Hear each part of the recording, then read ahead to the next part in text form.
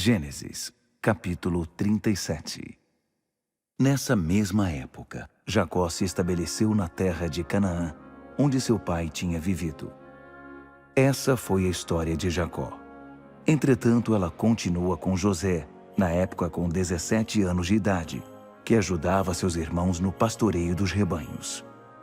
Na verdade, seus irmãos apenas por parte de pai, filhos de Bila e Zilpa, esposas de Jacó. E José tinha o hábito de contar ao pai tudo o que os irmãos faziam de errado. Israel amava José mais que os outros filhos, porque José era o filho temporão, nascido quando Israel já era velho. Ele mandou fazer para José uma capa bordada. Quando seus irmãos perceberam que José era o filho predileto de seu pai, começaram a odiá-lo. Esse ódio chegou a ponto de nem mesmo conversarem mais com ele. Certo dia, José teve um sonho. Quando o contou aos irmãos, eles passaram a odiá-lo ainda mais. Ele disse: "Ouçam o sonho que eu tive. Estávamos todos nós no campo juntando feixes de trigo. De repente meu feixe ficou de pé, e os feixes de vocês o rodearam e curvaram-se diante dele." Então os irmãos disseram: "Certo. Quer dizer que você vai reinar sobre nós? Vai ficar nos dando ordens?" O sonho que ele contou e a maneira em que o contou os deixaram enfurecidos. Ele teve outro sonho e também o contou aos irmãos. "Tive outro sonho. O sol, a lua e 11 estrelas curvavam-se diante de mim." Ele também contou o sonho a seu pai, e este o repreendeu. "Que sonhos são esses? Por acaso eu, sua mãe e seus irmãos iremos um dia nos curvar diante de você?" A essa altura, seus irmãos estavam tomados de ciúme, mas seu pai refletia sobre o assunto. Os irmãos de José haviam ido para Siquém, onde cuidavam dos rebanhos do pai. Israel disse a José: "Seus irmãos estão com os rebanhos lá em Siquém. Preciso que você vá até onde eles estão." José respondeu: "Sim, estou pronto." Jacó disse: "Vá ver como estão seus irmãos e os rebanhos. Depois venha me contar." E enviou o filho do vale de Hebrom a Siquém. Um homem encontrou o rapaz andando a esmo pelos campos e perguntou: "O que você está procurando?" "Estou tentando achar meus irmãos. Você sabe onde eles estão cuidando dos rebanhos?" O homem respondeu: "Eles já se foram daqui, mas eu os ouvi dizer, vamos para Dotã." José prosseguiu em sua busca e, de fato, encontrou os irmãos em Dotã. Os irmãos de José o reconheceram de longe e acharam que era uma boa oportunidade para se livrarem dele.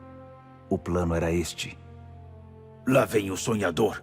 Vamos matá-lo e jogá-lo numa dessas cisternas velhas. Depois a gente diz que um animal selvagem o devorou. Veremos em que os sonhos dele vão dar." Rúben ouviu a conversa dos irmãos e intercedeu por José. "Por favor, não vamos matá-lo. Nem pensem em cometer assassinato. Vamos jogá-lo naquela cisterna ali, mas ninguém vai machucá-lo." A intenção de Rúben era voltar mais tarde, tirá-lo do poço e levá-lo de volta ao pai. Quando José chegou ao local em que estavam os irmãos, eles o agarraram, arrancaram dele a capa bordada e o jogaram na cisterna. O reservatório estava seco, não havia nem mesmo um pouco de água para beber. Mais tarde sentaram-se para jantar.